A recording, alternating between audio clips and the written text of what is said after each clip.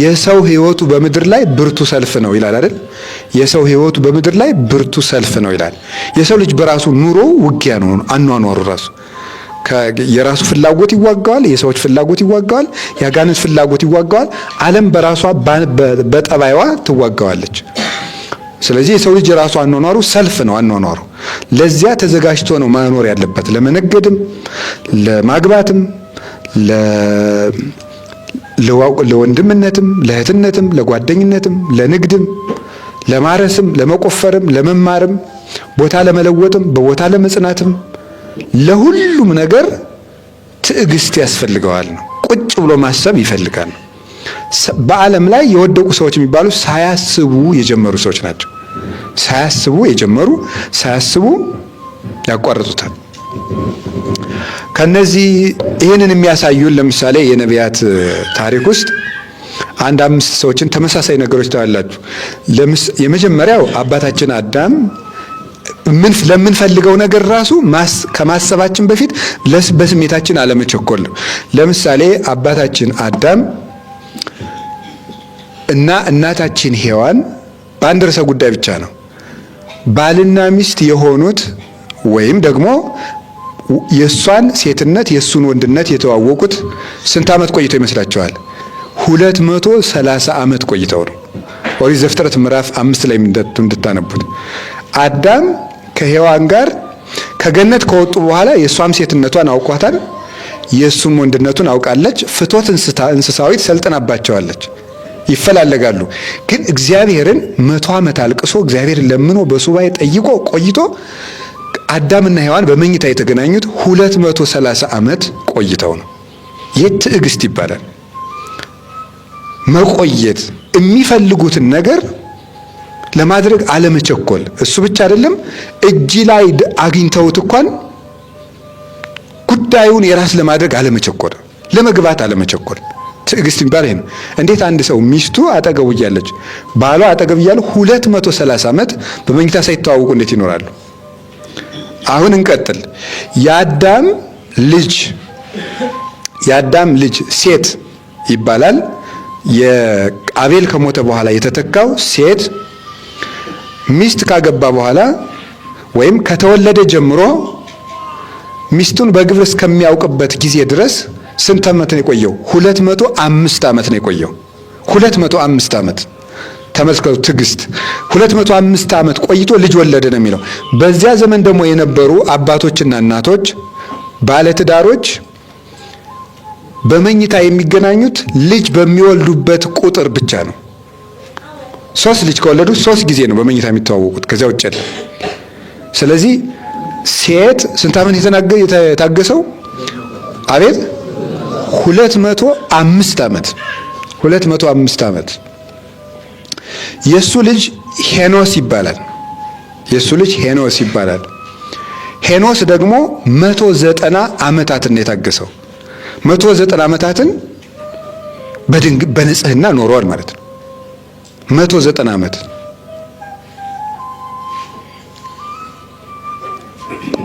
የሄኖስ ልጅ ቃይናን ይባላል። አዳም ሴትን፣ ሴት ሄኖስን፣ ሄኖስ ቃይናንን፣ አራተኛው ትውልድ። ቃይናን ደግሞ 170 ዓመት እንዲሁ በንጽህና ኖሯል። 170 ዓመት። እንዴት አይነት ሰዎች ናቸው! ትዕግስት ተመልከቱ። እስቲ አሁን እኛንና እነሱን ተመልከቷቸው። አሁን የነዚህን ጾም መጾም እነዚህን ማድነቅ አይገባል? እና ናስተበጽኦሙ ለለተአገሱ፣ እነዚህ እንደዚህ የታገሱ እንዲህ ያሉ ነቢያትን እናደንቃቸዋለን። እስኪ ከአንዲት ሴት ጋር 3 ቀን በአንድ ቤት ውስጥ ደሩ ይቻላል? ይቻላል ወይ? አይቻልም። እንዴት ነው ያን ያህል ዘመን ሰው ሴትን እያየ ያን ያህል ዘመን የኖሩት? ሴቲቱ ወንድን እያየች። ቃይናን ስንት ዓመት የኖረው? 170 ዓመት ኖሯል። ቃይናን 170 ዓመት ኖሯል። ቃይናን ማንን ወለደ? መላአሌልን ይወልዳል። መላአሌል 165 ዓመት በንጽህና ኖሯል። 165 ዓመት። ያሬድ 162 ዓመት ኖሯል። 162 ዓመት።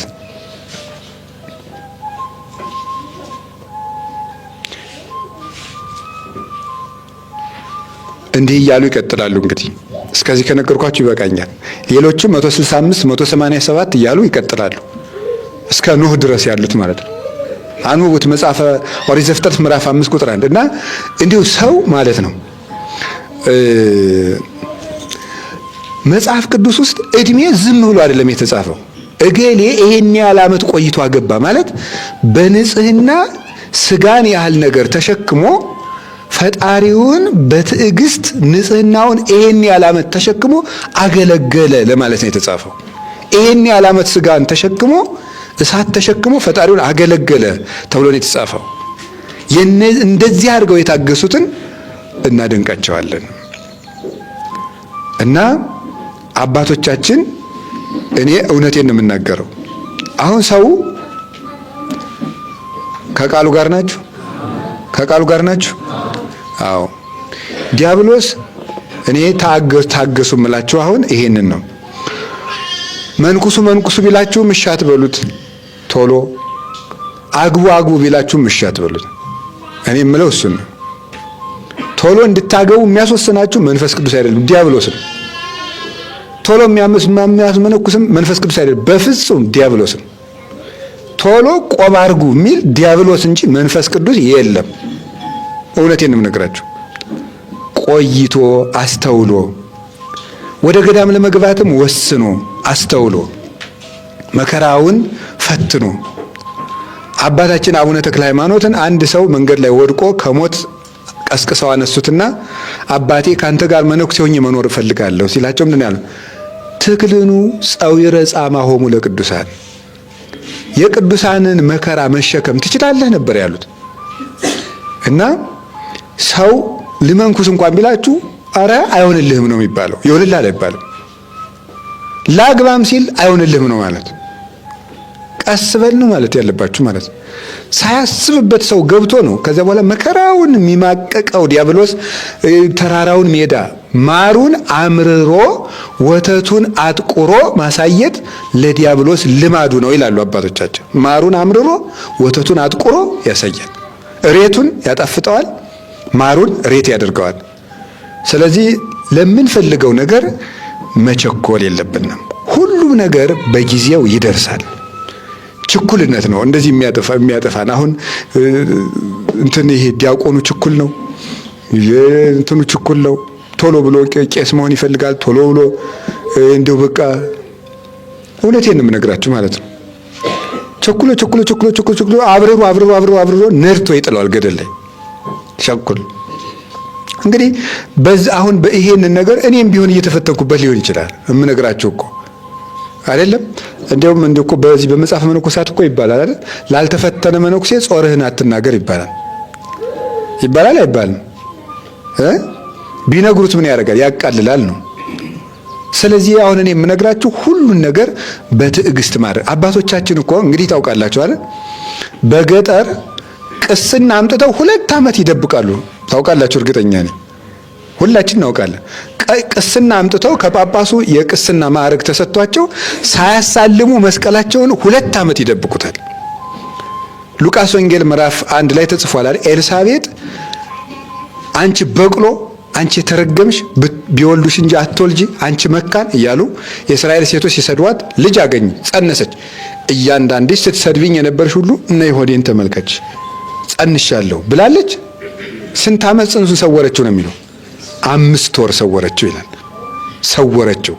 ቸኩላ ይውኝ አላለችም። በጊዜው ይገለጥ የለ እና ለሰዎች እንዲታይልን ላበሸቁን ሰዎች ሁሉ እንዲታይ ያገኘነውን ነገር ለማሳየት መቸኮል የለብንም። እንዲታይልን ሁሉ በጊዜው ይታወቃል። እና አንዱ የነቢያት ትዕግስታቸው እንዲህ አድርገው ታግሰው መኖራቸው ነውና መድኃኔ ዓለም ትዕግስቱን ያድለን። እንዲህ ያለውን ነገር ለምንፈልገው ነገር አሁን እንደምታዩት ነው። ተማሪው ችኩል ነው፣ እንትኑ ችኩል ነው። ሁሉ ነገር በቃ ሁሉ ነገር በችኮላ ነው። የቄስ ተማሪውም ጭምር ማለት ነው። ሩጦ በቃ እንደው በቃ እኔ እንደው በቃ ሩጦ ያቋቋም መምህር ቢባል ደስታው፣ የመጽሐፍ መምህር ቢባል ደስታው፣ የቅኔ መምህር ቢባል ደስታው፣ የምን መምህር ቢባል ደስታው፣ ሲወጣ ግን ባዶ። ያስኳላው ተማሪ ችኩል ነው። በቃ እንደ ቶሎ ሰኔን እንደ ገመድ ጠቅልለን ወደ ጥቅምት ብናመጣው ደስታው ነው። ችኩልና ስልቹ ነው። መረጋጋት የሚባል ነገር ሁሉ ነገር ፈጥነን መጨበን እና ይሄ ዘመን በተለይ ይሄ የ21ኛው የቴክኖሎጂ ዘመን በእኛ ላይ ያመጣብን ያላወቅነው ትልቁ በሽታ ምንድነው? ችኩልነት ነው። በጣም ችኩሎች አድርጎናልና የተረጋጋ ህድአት የኦርቶዶክስ ምልክት ነው። ህድአት አይደል የሚባለው? ህዱ ማለት እጉስ፣ የተረጋጋ ጸጥ ያለ የማይጣደፍ የማይባክን ገለባ ያልሆነ ሰው እሱ የኦርቶዶክስነት ምልክት ነው። መረጋጋት ማለት ነው። ቸኩለን እንደው እሱን ነው ልላችሁ የፈለገው። የነቢያት ትዕግስታቸው ይሄ ነው። ያ ትዕግስት በጣም ቀላል አይደለም። እንደው እኛም እንደው ስጋችን የምንሸከምበትን ትዕግስት ይስጠን መድኃኔዓለም። ሁለተኛው የነቢያት ትዕግስታቸው ምንድን ነው? አንደኛው ይሄ አሁን ያልኳችሁ ነው። ለሚፈልጉት ነገር አለመቸኮል። ሁለተኛው ተስፋቸው ነው። ተስፋን አለመቁረጣቸው ነው። ይሄ ፍጹም ትዕግስት ይባላል። ምንድነው የሚለው ቅዱስ ጳውሎስ? መከራ ትዕግስትን፣ ትዕግስት ደግሞ ተስፋን ያመጣል ይላል። መከራ ምንድነው የሚያመጣው? ትዕግስትን። ሮሜ ምዕራፍ 8 ላይ መከራ ትዕግስትን፣ ትዕግስት ደግሞ ምንን ያመጣል? ተስፋን። ተስፋሰ እያስተሐፍር፣ ተስፋ ደግሞ ምን አይልም አለ? አያሳፍርም አለ። ስለዚህ ትዕግስት የመከራ ልጅ ናት፣ ተስፋ ደግሞ የትዕግስት ልጅ ናት። የምትወለደው ከትዕግስት ነው ተስፋ። እና ነቢያትን የምናደንቃቸው ተስፋቸውን አለመቁረጣቸው ነው። ለዚያውም ተስፋውን የሚታገሉ ምኖች እያሉ ነው። ብዙ ተስፋ አስቆራጭ መከራዎች እየመጡ ከነዚህ ውስጥ 1 2 3 ልጥቀስላችሁ። የመጀመሪያው አባታችን ኖህ ነው የሚጠቀሰው በዚህ ትዕግስት ውስጥ። ኖህ በነቢያት ትዕግስት ውስጥ ከሚጠቀሱ አባቶች አንዱ አባታችን ኖህ ነው። እንግዲህ ኖህ እግዚአብሔር ይህንን ዓለም ለማጥፋት የጥፋት ውሃ አመጣለሁ ካለው በኋላ አንተ የምትድንበት ምን ስራ ነው ያለው? አቤት ስንት ዓመት ነው የሰራ መርከብ? እንዲህ ግን ይገርማል። እናንተ አሁን ትሰራላችሁ? እኔና እናንተ ብንሆን እስቲ አስቡት። እውነቴን እኮ የምነግራችሁ እግዚአብሔር የዛሬ 100 ዓመት የሆነ ጸጋ ስለምሰጥህ 100 ዓመት ጀልባ ሲራ ቢለን አሁን ጣና መጥቶ ነው ትሰራላችሁ ወይ?